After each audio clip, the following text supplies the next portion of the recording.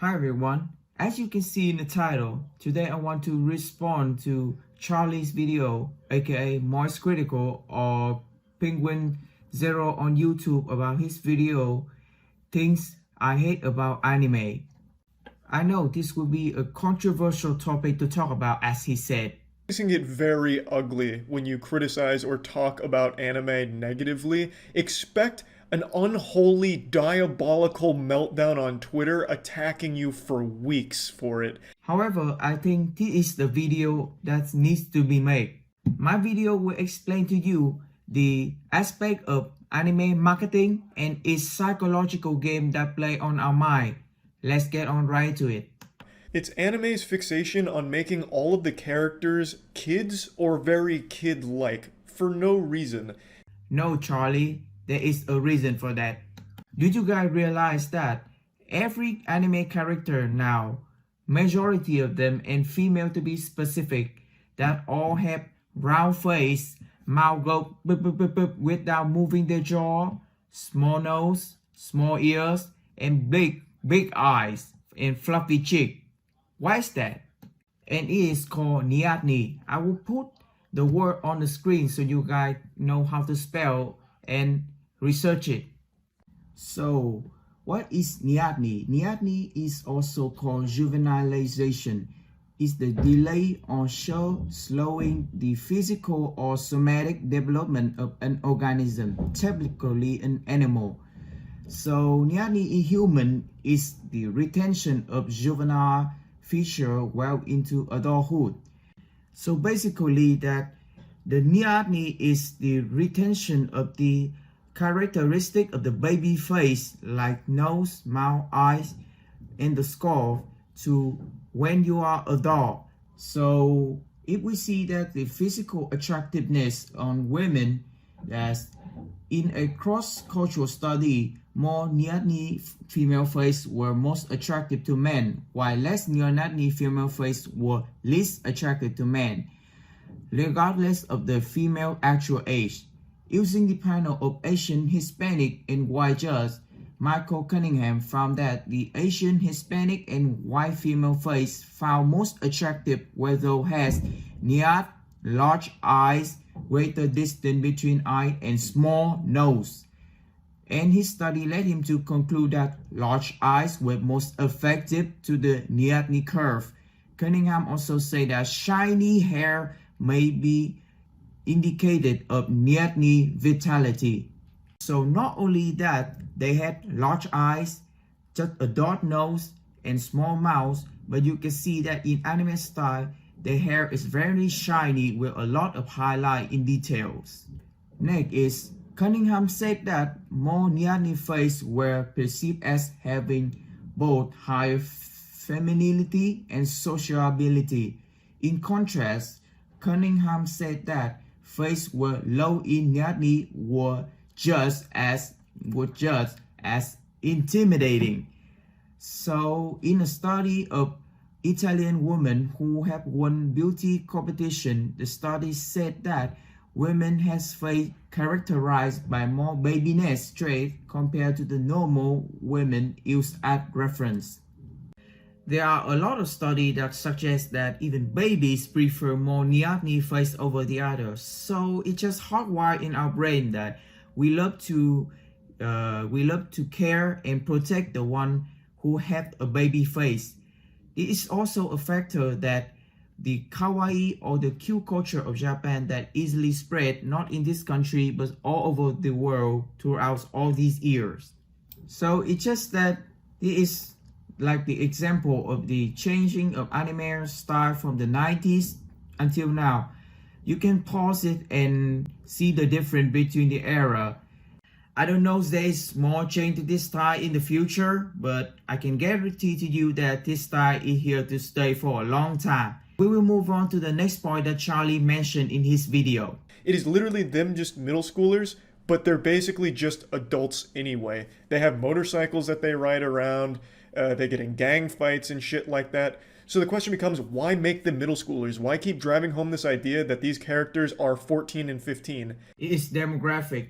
If you guys don't know, there are 5 genres that target their specific demographic. This includes Kodomo Muke for children under 10 years old, Yoshe for grown women, CNN for grown men, Shoujo for teen girls or young female, and finally Shonen for teen boys and young men. That is for you guys. Majority of the shonen manga is made for you guys, so you guys can see some fighting or fight over who is the best waifu this season. All joke aside, the reason behind why 80% of the main character now is from high school or living in a high school environment is just because that it is relatable. Yeah, first reason, relatable. Because this shonen manga is targeted for teen boys and young men, so they have to build around the high school environment so the reader can put themselves in the shoe of the main character more easily than others. The second point is the story idea. It creates more diversity for the plot. This actually traces back to the first point, that is ability to relate. Because just be real for a second, being adult sucks. It sucks. If you think that working 9 to 5 is bad enough, just add the Japanese. Working long hours, after work party, take a bath, go to sleep, wake up the next morning and repeat the cycle all over again. Bills, bills, bill. Work, work, work. No free time, working like a slave. I mean, salary worker.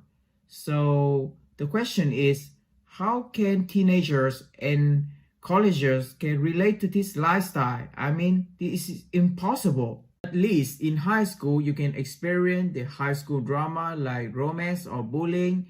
You can go to the pool, go to the beach, or go to the public bath. You can enjoy the national holidays or school festival with great food. And you can be cleaning the storage so somebody can lock you up with your crush. There is very much plenty of possibility to discover and build the foundation for the story. This is the point that I disagree with Charlie. He make a critical mistake here, no pun intended. For example, Tokyo Revengers, it's a show I really like. It's a show I moist metered recently. The first season wrapped up. I gave it like a 90%. I thought the show was fantastic. But in the show, all of the characters are middle schoolers. And it does nothing for the plot because they're middle schoolers, but you never see their parents. Their schools don't have any effect on the plot at all. Sometimes they'll be in school, but they immediately leave, so it's not like integral to the plot at all. Charlie has reviewed this in his Moist Meter video, but he somehow forgot that the original of the story is that the main character is already a grown-up. So he returned to the past as a high school student to correct his mistake. So it had the high school effect and the modern world effect. Together, they create a very close-knit story that is very genius from the author, as I haven't seen that in a long time.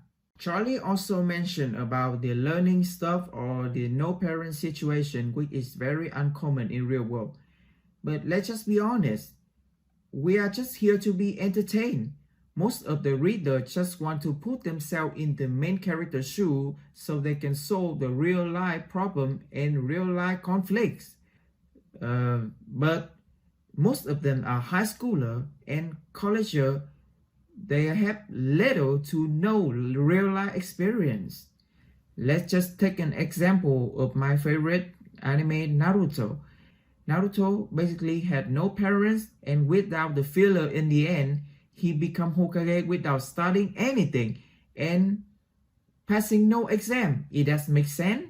And the last point is, you guys not only watching anime, but also the consumer of the anime product.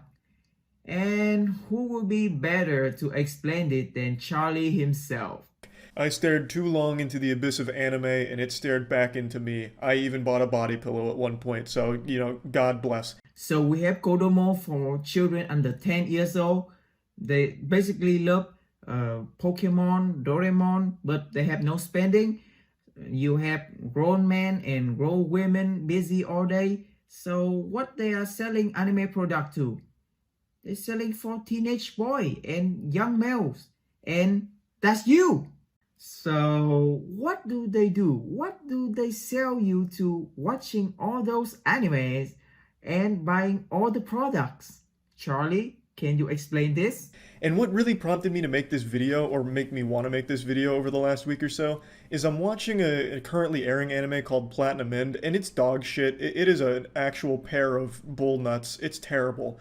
But I'm watching it because it's made by the creator of Death Note. One thing that really was like drove home this idea of what is the point of making the characters kids. One of the main bad guys is a kid. He's a middle schooler, and he has the ability to control the minds basically of anyone he shoots with an arrow, and he uses the arrow on a middle school girl. She gets shot with this love arrow, and what she does is she just starts other middle school girls, and they show her like almost fully nude making out with middle school girls, about to them, finger blast them, go wild. It shows you that in the show. Exactly. That is the point, Charlie. They have the nail acne female face that we are hardwired to love, and they have the sex cell factor. Together, they create the deadly combination that drive our eyeball into watching the anime and take the money out of our pocket to purchase the product. Is that mind-blowing? I mean, just look at around you. Just look at the anime we get nowadays. Most of them are just big boobies slapped on your face so the author can drive the eyeball into their products. And the anime production company and the retailer only care about one thing, and that is the profit. And no one cares about the plot anymore. One more reason is that the anime field is just too oversaturated. There is no more legend like Naruto because we are grow up with it. Nowadays, anime has one season, 12 episodes, two seasons back to back. So they have to stand out immediately or everyone will quickly forget about them. Unless the manga or anime you are following has the novel win prizes or popularity, they have a big franchise like Shonen Jump behind it. They have a big fan base, heavy marketing strategies like in the park, in the subway, or in Akihabara, or game, for example, fighting games like Naruto, Gintama, and Boku no Hero Academia is pretty good. With idol game like Idol Master or Love Live on the phone, they still have the small girl, big eyes, and wearing reveal clothes. Even Genshin Impact nowadays, it's just the marketing strategy for you to buy the game. The sexualization of young female characters in anime and manga, it become normal nowadays. But there is one thing I don't understand, that the Death Note author had all the popularity that he need and all the fame, so why did he have to create a cheap trick like this? Because I agree with Charlie, Platinum End is just dog shit. In conclusion, to answer all Charlie's question about why the anime character have to be childlike or sexualized or high school, it's just that they have to sell you. They have to sell you on those things because all they care about is profit. Last thing, if you guys are searching for the anime or the manga to follow, I suggest you to read the not safe version of it first, then trace back to the originality. Work like a charm every time. And that is for today's video. I hope you learned something. See you in the next video.